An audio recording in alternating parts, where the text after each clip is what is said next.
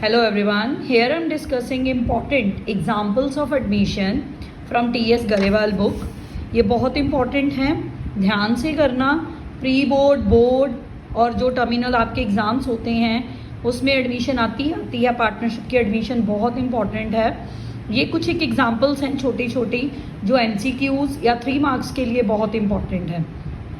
First one है, अब ये 42 है एग्जाम्पल न्यू बुक की, T.S. गरेवाल की. मधु एंड विधि दो पार्टनर हैं. बैलेंस शीट में फर्नीचर आपको शो कर रखा है 5 लाख, डेटर स्टॉक आपको शो कर रखा है 3,50,000, डेटर 4,05,000, क्रेडिटर 1,50,000. गायत्री को एडमिट किया है, न्यू पार्टनर है गायत्री. न्यू रेशो है 2:3:5. ओल्ड रेशो में नहीं दे रखी तो क्या होंगे ओल्ड पार्टनर? इक्वल. दो पार्टनर हैं तो इक्वल रेशो हो गई उन दोनों की. ठीक है, 1:1, हाफ हाफ. स्टॉक को रीवैल्यू करा 2,50,000 पे. Creditors of 37,000 are not likely to be paid. Creditor 37,500 के नहीं पे करने. डेटर्स 5,000 के इरिकवरेबल हो गए हैं और प्रोविजन क्रिएट करनी है 10%. मधु का शेयर दे रखा है लॉस में 75,000. आपको फर्नीचर की वैल्यू कैलकुलेट करने को बोली है. आप क्या करोगे? छोटा सा रिवैल्यूएशन अकाउंट बनाओ. सबसे पहले देखो, फर्नीचर की हमें रिवैल्यू नहीं दे रखी नीचे, वो हमने खुद कैलकुलेट करनी है. ठीक है, वो इंक्रीज और डिक्रीज कुछ भी आ सकती है. अगर फर्नीचर की वैल्यू इंक्रीज हुई तो बाय साइड आएगी रिवैल्यूएशन में, अगर डिक्रीज हुई तो टू साइड आएगी. अब देखो नेक्स्ट हमारे पास स्टॉक था. स्टॉक की रिवैल्यू कितनी है? ऊपर 3,50,000 है, नीचे बैलेंस शीट में कितनी है, सॉरी रिवैल्यू कितनी है? 2,50,000. 1 लाख से आपका स्टॉक रिड्यूस हो गया. ठीक है, 3,50,000 माइनस 2,50,000 रिड्यूस हो गया आपका स्टॉक. 3,50,000 से 2,50,000. क्रेडिटर्स 1,50,000 के थे टोटल, 37,500 के आपने पे नहीं करने. Decrease in liability by creditor as it is 37,500.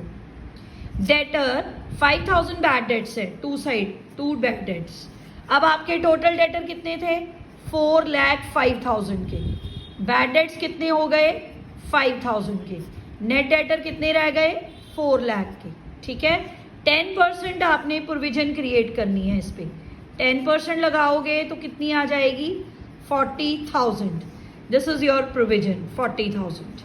समझ आ गई? 4,05,000 के डेटर थे, 5,000 के बैड माइनस कर दो, जो रिमेनिंग बचा उस पर 10% एप्रिसिएशन लगा दो, 40,000.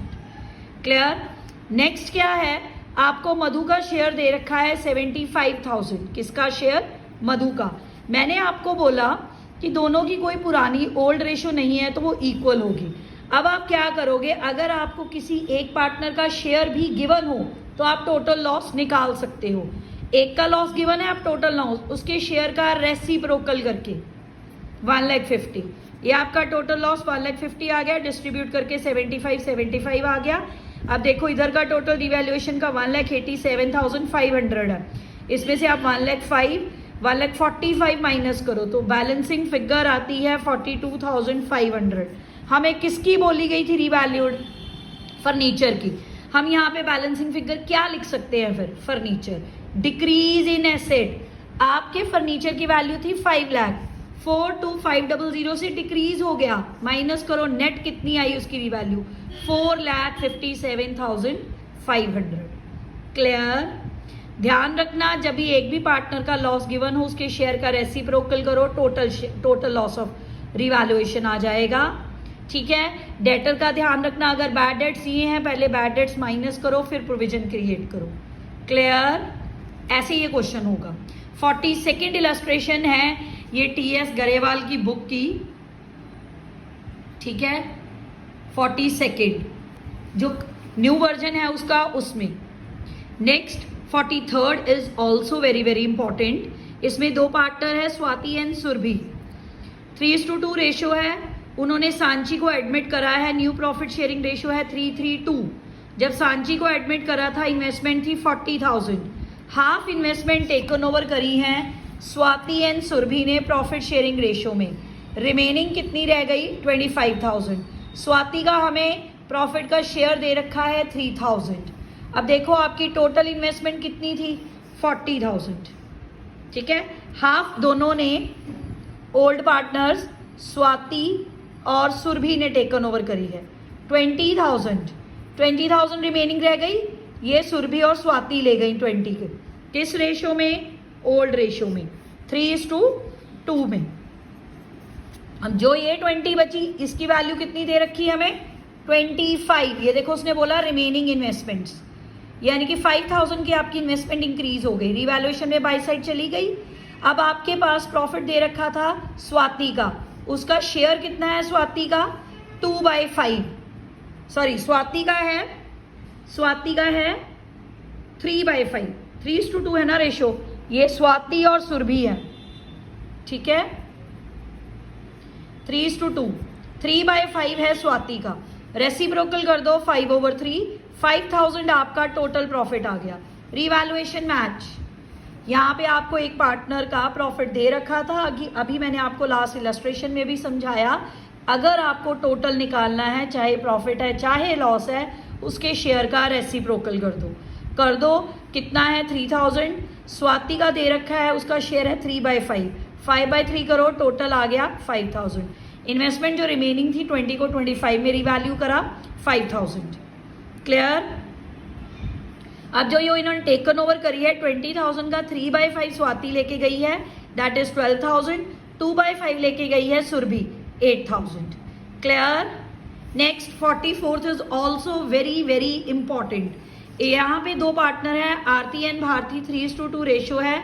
उन्होंने न्यू पार्टनर सारथी को एडमिट करा है, सारथी को। न्यू रेशो है 3:3।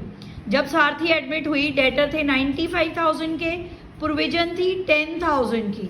नीचे लिख दिया ऑल डेटर्स आर गुड, ठीक है। अगर ऑल डेटर्स आर गुड हो तो हम प्रोविजन को रीवैल्यूएशन में बाय साइड पर लिखकर कैंसल कर देते हैं, क्योंकि all debtors are good mean सभी डेटर्स ने पैसे दे दिए, जो आपने प्रोविजन क्रिएट करी थी उसे कैंसल कर दो। तो कैसे? अगर क्रिएट करोगे तो रीवैल्यूएशन में 2 आता है, अगर कैंसिल करो तो ये बाय साइड जाता है। जर्नल एंट्री बन गई provision for doubtful debt to revaluation 10,000। अब ये 10,000 क्या आ गया आपका प्रॉफिट। ये प्रॉफिट कौन डिस्ट्रीब्यूट करेगा? आरती और भारती 3:2 की रेशो में। जर्नल एंट्री बन गई, अगर आप आरती और भारती को देते हो, Aarti revaluation account debit to Aarti's capital to Bharti's capital. 10,000 का 3/5 जाएगा आरती के पास, 10,000 का 2/5 जाएगा भारती के पास। क्लियर? देखो ध्यान से देखो, अगर ऑल डेटर्स आर गुड हो तो जो आपकी प्रोविजन है वो कैंसल हो जाती है, रीवैल्यूएशन में बाय साइड पे चली जाएगी, वो ये 2 साइड पे प्रॉफिट बन जाएगा। ओल्ड पार्टनर ओल्ड रेशो में डिस्ट्रीब्यूट करेंगे, इसलिए इसकी 2 ही जर्नल एंट्रीज बनेंगी, provision for doubtful debt to revaluation और revaluation to Aarti's capital to Bharti's capital. All 3 are very very important illustration.